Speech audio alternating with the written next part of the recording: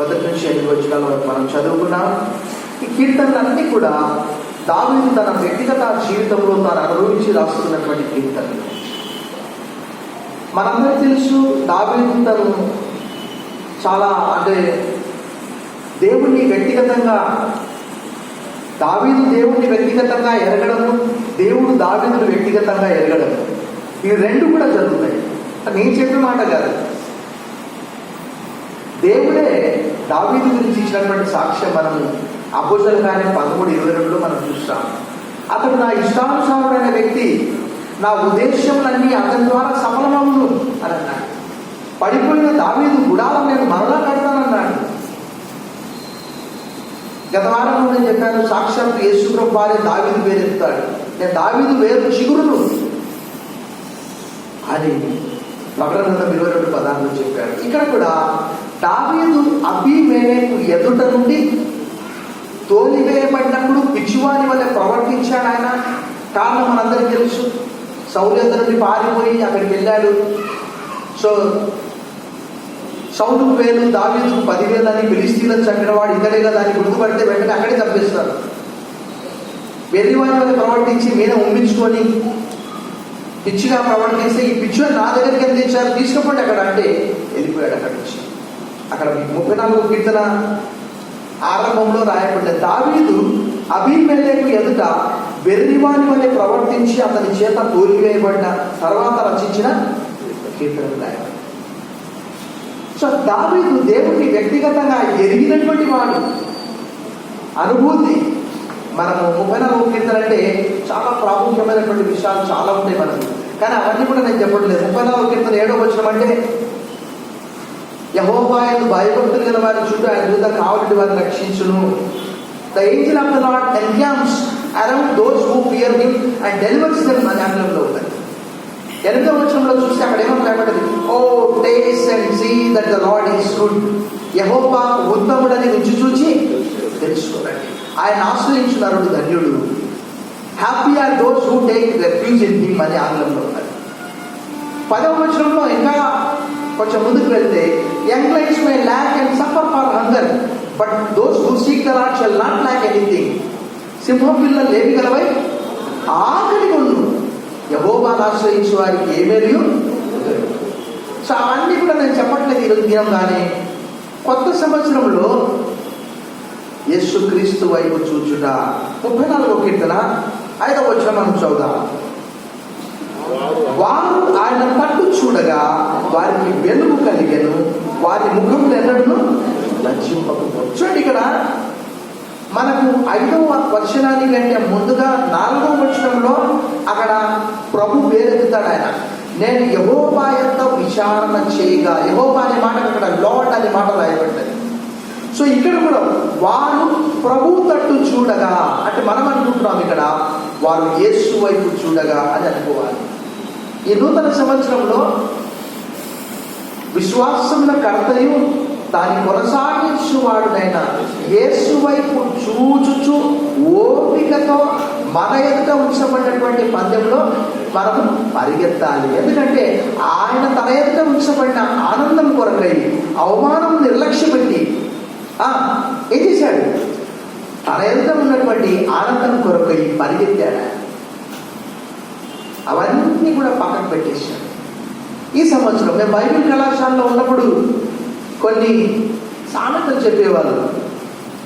కుట్టల తట్టు నాకు అండెత్తుచున్నారు, నాకు ఆహారం ఎక్కడి నుండి వస్తుంది అని కొంతమంది. అమెరికా తట్టు నాకు అండెత్తుచున్నారు, నాకు సహాయం ఎవరు చేస్తారని కొంతమంది. కానీ కీర్తనకారుడు ఇక్కడ అంటున్నాడు, వారు ఆయన తట్టు చూడగా అంటే వారు యేసు వైపు చూడగా అని మనం అనుకోవాలి. ఇక్కడ లుకింగ్ అన్టు జీసస్ లైఫ్, యేసుక్రీస్తు యొక్క జీవితాన్ని పరిశీలించండి, పరిశోధించండి. ఆయన జీవితం ఎంత ప్రత్యేకమైనటువంటిది. Jesus was tempted, Jesus had fasted for 40 days and 40 nights. ఆంగ్లంలో చాలా అద్భుతంగా ఉంటుంది. ఆయన 40 పగళ్ళు 40 రాత్రులు ఏమీ భోజనం చేయకుండా ఉపవాసం ఉన్నప్పుడు ఆయన ఆకలి కొనెను అనే మాట తెలుగులో ఉన్నది. ఆంగ్లంలో అయితే మీరు ఇంటికి వెళ్ళిన తర్వాత డిక్షనరీలో చూసుకోండి. మీరు మంచి ఆంగ్లం నేర్చుకోవాలంటే come to the English Bible. Famish అనే మాట వాడబడ్డది. అంటే దాని అర్థం ఏంటంటే ఎక్స్ట్రీమ్లీ హంగ్రీ అని అర్థం. When Jesus had fasted for 40 days and 40 nights, Jesus had famished. అంటే తీవ్రమైనటువంటి ఆకలి ఆయనకు అయింది. ప్రభునందు ప్రియమైనటువంటి వారులారా, ఆయన ఆకలి ఉన్నాడు, ఆయన శోధించబడ్డాడు. Jesus was tempted. So Satan was asking, if you are the son of God, యేసు ప్రభు వైపు చూడండి అంటే ఊరికే కాదు. సాతాను అన్నాడు, నీవు దేవుని కుమారుడవైతే ఈ రాళ్ళు రొట్టెల ఉన్నట్లు ఆజ్ఞాపించు. If you are the son of man, make this stones as bread. Ask the stones to turn to become as loaves of bread. Jesus said, Yesu ప్రభు అన్నాడు, man shall not live by bread alone. మనుషుడు రొట్టె వల్ల మాత్రం కాదు కానీ every word that comes from God's mouth. దేవుని నోటి నుంచి వచ్చి ప్రతి మాట వల్ల జీవించున్నాడు. So Jesus was tempted and overcame. ఆయన ఆ శోధనలన్నింటినీ కూడా జయించాడు, గెలిచాడు. సమరయ స్త్రీ దగ్గరికి వెళ్ళినప్పుడు Jesus asked, give me some water. Jesus felt thirsty. ఆయన ఒక మానవుని వలె ఆ స్త్రీని ఏమడుగుతున్నాడు? నీరు అడుగుతున్నాడు. Jesus was a common man. ఆయన మనందరికీ తెలుసు 100% he was fully human man, 100% he was divine. ఎందుకంటే అపోస్తలుడైన పౌలు కొలస్సీయులకు రాసిన పత్రిక 2వ అధ్యాయంలో 9వ వచనంలో అక్కడ చెప్తాడు చాలా స్పష్టంగా, దేవత్వం యొక్క సర్వ పరిపూర్ణత ఆయన యందు వశిస్తూ ఉన్నదని చెప్తాడు. దేవునికి ఉండే గుణగణాలన్నీ కూడా ఆయనలో ఉన్నవి. So he is fully divine and fully human. యేసు ప్రభు అన్నాడు, foxes have holes, the birds of the nest have, but the son of man has no place to lay his head. ఆకాశ పక్షుల గూళ్ళున్నవి, నక్కలకు బొరియలున్నవి, మనుష్య కుమారుడికి తలవాల్చుకుంటగలను. Looking at to Jesus life, Yesukristu యొక్క జీవితాన్ని మనము చూస్తున్నాం. వారు ఆయన తట్టు చూడగా వారికి వెలుగు కలిగారు. యేసుక్రీస్తు వారి వైపు చూసినప్పుడు ఆయన జీవితము, ఆయన పరిచర్య, ఆయన మిరాకిల్స్, ఆయన జీవితంలో అనేకమైనటువంటి మనము నేర్చుకోవచ్చు. మరి ఆయన జీవితంలో గెత్సెమనే తోటలో వేదన పడినటువంటి ప్రార్థన మనం చూస్తాము. లూకాసు సువార్త 22వ అధ్యాయం 44వ వచనంలో అక్కడ ఆయన ప్రార్థించినప్పుడు ఏం జరిగింది? అక్కడ ఆయన వేదన పడుతూ ఆతురపడుతూ ఆ ప్రార్థన చేసినప్పుడు ఆ చెమట ఏమైందట? రక్తపు బిందువుగా మారిపోయిందట. His sweats turned into blood. అంటే ఆయన ఎక్కువ ఒత్తిడికి గురయ్యాడు. అలా ఉందా లేదా ఒకసారి చూడండి. 22:44 ఒకసారి చదవండి. ఆయన వేదన పడి మరింత ఆతురంగా ప్రార్థన చేయగా ఆయన చెమట నేల పడుచున్న గొప్ప రక్త బిందువు వల్ల దైవజనుడు చెప్తున్నప్పుడు అలా వాక్యం ఉన్నదా లేదా కూడా మనం పరిశీలించాలి. స్వెట్ గ్లాండ్స్, మన శ్వేతరంధ్రాలు ఉంటాయి కదా, మనకు చెమట వస్తుంది. అందులో నుంచి ఆయన ఎక్కువ ఒత్తిడికి గురయ్యాడు కాబట్టి ఏమొచ్చింది? రక్తం వచ్చిందట. అనేక మంది శాస్త్రవేత్తలు కూడా అది ఎలా సాధ్యమని పరిశీలన చేస్తున్నారు, పరిశోధిస్తూ ఉన్నారు. అఫ్కోర్స్ బైబిల్లో చాలా ఉన్నాయి. లేవ్యకాండం 17వ అధ్యాయంలో ఎప్పుడో దేవుడు చెప్పాడు, రక్తము దేహములకు ప్రాణం అని చెప్పాడు. దాన్ని ఎప్పుడో 17వ శతాబ్దంలో 18వ శతాబ్దంలో there is life in the blood అని కనిపెట్టారు. వాళ్ళేమి కనిపెట్టేది? బైబిలే చెప్తుంది కదా. మన శరీరంలో రక్తమంతా పోతే మనకేముంటుంది? ఇంకా యాక్సిడెంట్ అయ్యి కింద పడిపోయినటువంటి వాళ్ళకి సకాలంలో వాళ్ళు హాస్పిటల్ తీసుకపోకపోతే ఆ బ్లడ్ అంతా కూడా పోయి మన శరీరంలో మన ఒంట్లో ఉండే 5 లీటర్ల రక్తం, ఆ రక్తం అంతా కూడా. సో యేసు ప్రభు అంతగా వేదన పడ్డాడు, ఆతురపడ్డాడు. Looking at to his life, ఆయన జీవితాన్ని పరిశీలించినప్పుడు ఇదేదో కట్టుకథ కాదు, ఎవరో రాసింది కాదు, పరిశుద్ధాత్మ దేవుడు వారి ద్వారా రాయించారు. సో అది మొట్టమొదటిది. రెండవది చూస్తే లుకింగ్ అట్ హిస్ క్రాస్, ఆయన సిలువ వైపు చూడండి. హిస్ డెత్ చూడండి, సిలువలో ఆయన పడ్డటువంటి వేదన. నీవు దేవుని కుమారుడవా, ఇశ్రాయేలు రాజవా? You said that you will destroy this temple and build within 3 days. ఈ దేవాలయం పడగొట్టి ఎన్ని రోజులు పెడతాను?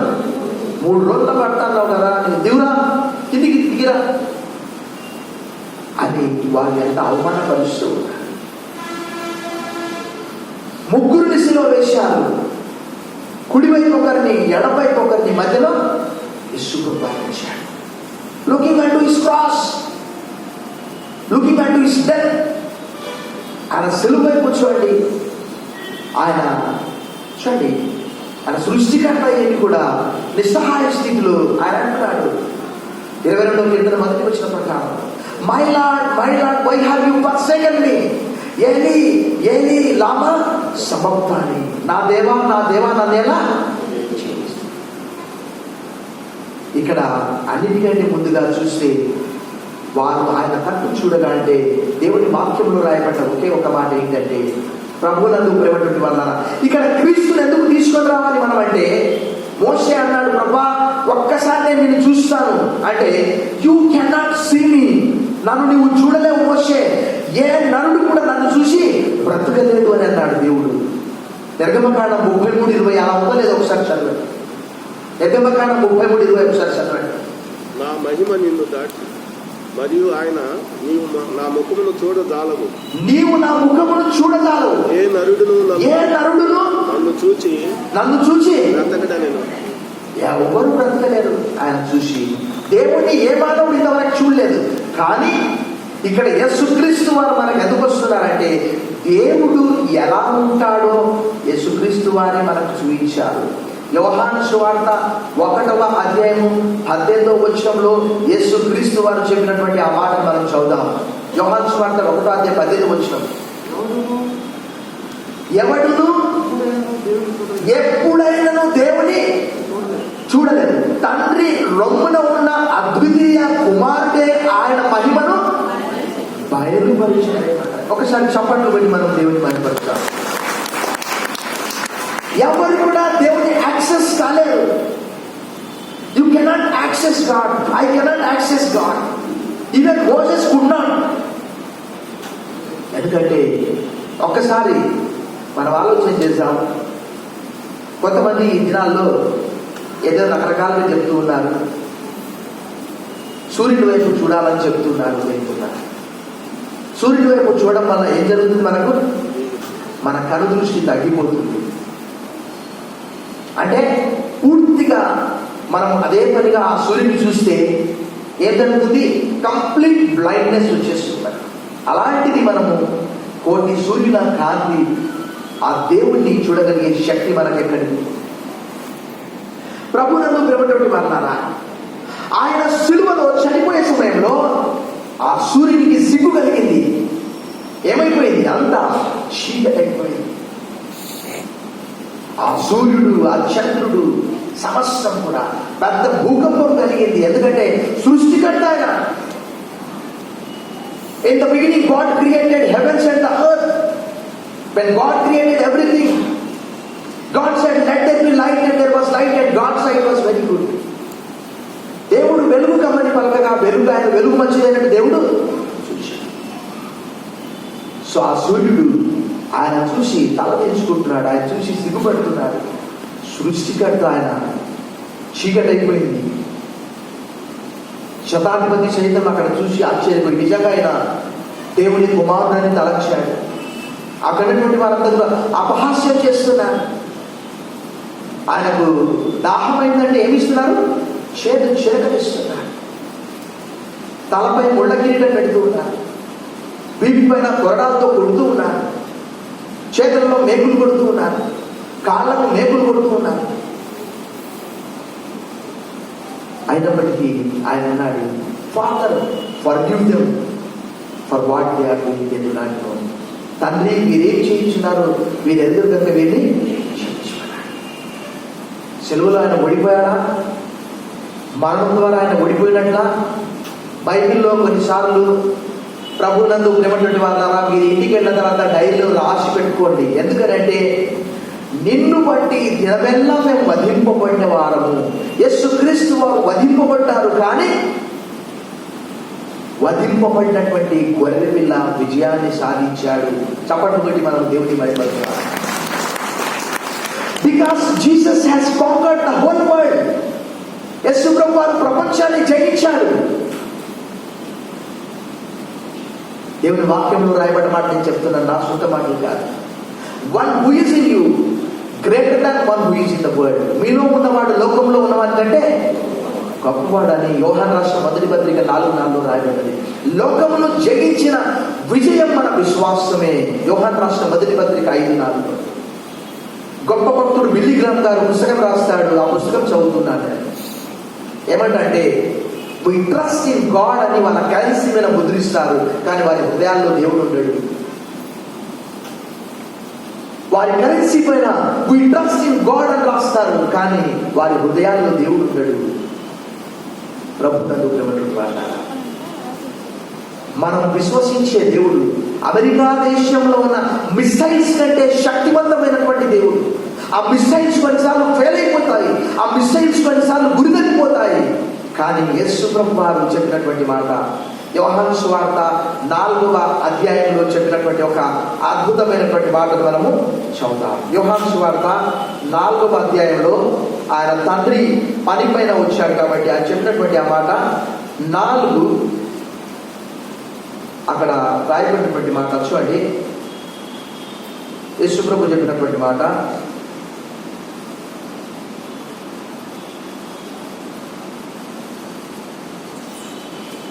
యేసు ప్రభు చెప్పినటువంటి ఆ మాటను మనము చదువుకుందాం.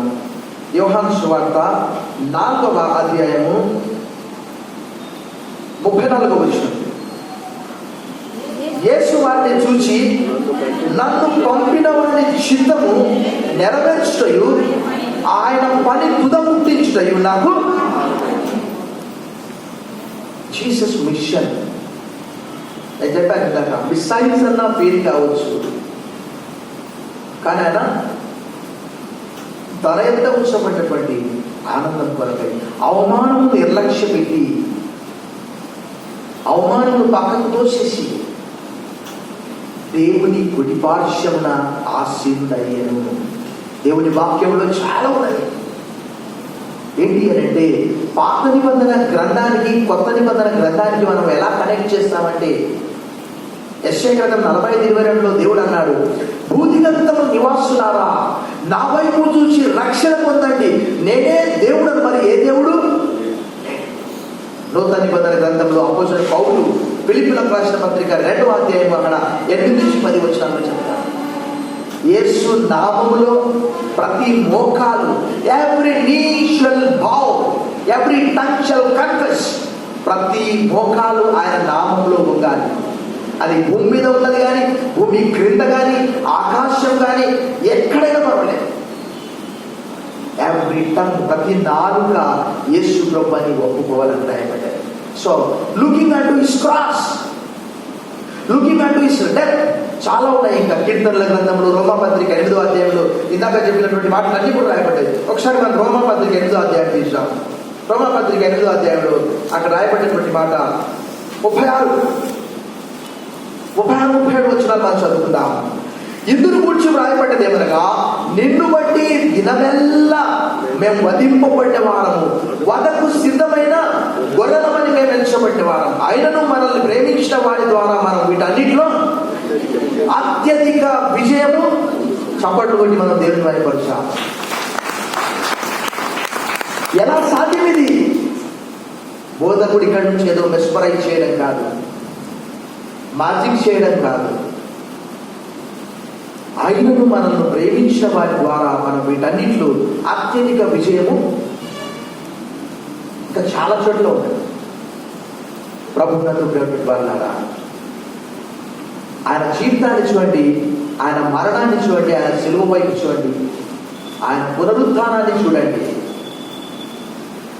ప్రతి ఒక్కరూ చనిపోయి కుళ్ళిపోతున్నారు. నా మాట కాదు ఇది. ప్రతి ఒక్కరూ చనిపోయి కుళ్ళిపోతూ ఉన్నారు.